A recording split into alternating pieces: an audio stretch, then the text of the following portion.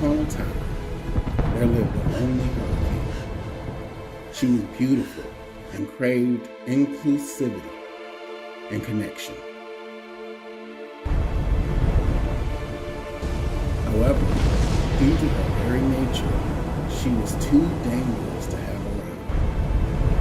Everyone who ever tried to connect with her was killed, and over time, casualties built up, creating a field of painful memories. Out of fear, the valley where she resided was fenced in with iron gates. Warnings went out to say, stay away from that place. That place became known as the Valley of Bones. Secluded in the Valley of Bones, she spent much of her time alone, forced to acknowledge the pain caused by her very nature, a prison that she created, not by choice, but circumstantially. One day, a brave man entered the valley in an attempt to get to know her. She opened the gates for him to allow him inside. She appreciated the attention, but the potential outcome and past pain was very great. He tried to introduce himself, but her hurricane-like nature was strong and intimidating. He saw the pain she was in, but he was too afraid to get close. While there, he tripped over old bones. Suddenly, her fury erupted in a frustration of tears and wind gusts. He tried to put it back, but it was no good. He became terrified and ran for his life. Taking shelter, he hid from her. While in the shelter, he asked, "What do you want me to do? I will do anything you want." She said, "You must learn to love the whole woman." Confused, he continued to huddle in his hiding space. The next day, he tried again, tripping on old bones and activating her rage and hurt. He ran back to his hiding place. He shouted to her, "Stop! I don't know how to reach you." She responded, "No! If you can tell me what to do, tell me what to do. But if you can't tell me what to do, then don't tell me what to do."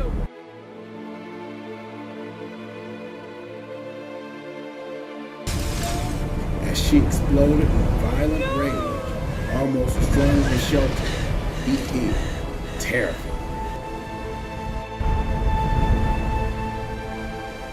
While in the shelter, he thought, I tried hiding, I tried yelling, and I tried to do what she wanted. None of it worked. She keeps asking me to love the whole woman, or I have to be worthy to tell her what to do. How can I do anything? I can't even get close to her. She's a hurricane. Who could possibly get close to a hurricane? During the night, he could hear her crying. He knew if he came out there, he would trip on old bones and incite her rage and fury, and he would surely join those who have tried. He began to reason, why am I still alive? She has the power to destroy my shelter and blow me away. Why has she not claimed my life? Listening to her tears, it's obvious she doesn't want to be alone. Also, as angry and hurt as I've accidentally made her, she's not tried to destroy me like she did the others. She keeps waiting for me to try again. Perhaps there's hope. But how do you love a hurricane? I mean, by her very nature, she is a force of nature, destructive and powerful. While meditating, he saw one of the old bones lying next to him. As he looked closer, he realized these were not the remains of other They were the remains of every version of himself that had tried to love her and failed. Then it hit him. If I were to anchor myself, she wouldn't be able to blow me away. I could talk to her and understand her without being destroyed. I think I saw a chain somewhere in the valley.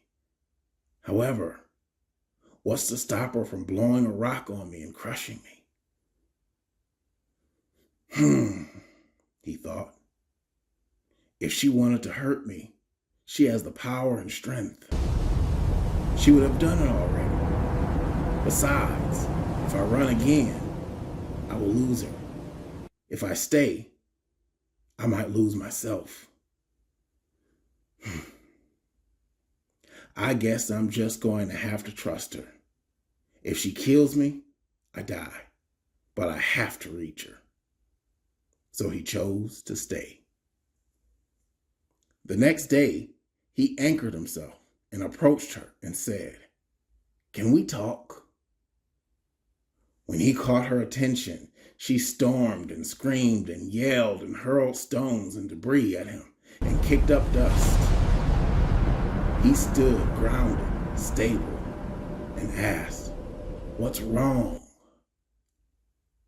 She said, "I keep hurting people, but I don't mean to. I'm a terror. I wish I was never born," she cried. He responded, "I am so sorry you feel that way. I just want to say that I took on a great risk just to be with you. I anchored myself because I feel you're a beautiful person, inside and out, and perhaps you have been misunderstood. I am still here. Help me understand you." She responded, "You're a fool. Don't you know I can take you out? Your death will be quick and you will join all the others."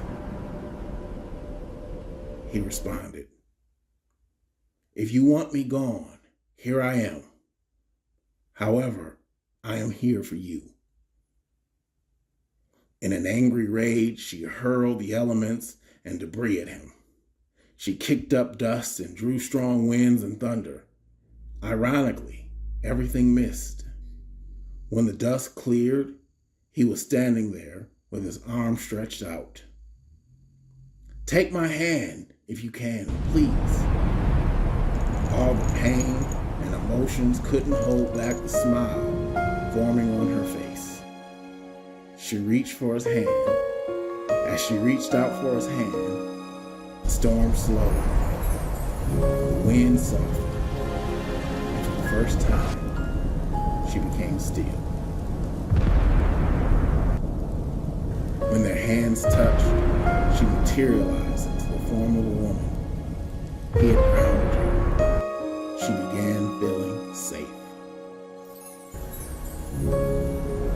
As the days progressed, he would walk along the valley of bones and trip over old bones. However, instead of getting angry, her materializing improved, and she showed up in full woman form and blew the debris away and helped lead him through the valley. He would ask, "Can you move this as well?" And she would listen. In time, the valley softened. Flowers broke through stone, and what once held bones now held life. The man asked, "What happened to the valley?" She responded, "You learned to love the whole woman. You stopped fighting the hurt and pain and instead grounded me. Now, instead of a valley of bones, you have entered my place of peace." The Lonely Hurricane is a lesson in emotional intelligence. Did you get the point? Did you notice hiding didn't solve intensity? Yelling and submitting out of fear to intensity only escalated it. However, stability transformed it. The moral of the story is this. For anyone who relates to the story, I hope this visual aid helps, even if it is just to understand the framework or the system. Before you go, I'll leave you with one little line from the story that really captures it all. He didn't conquer the storm. He became steady enough to stay. That's the whole thing right there. And just like that,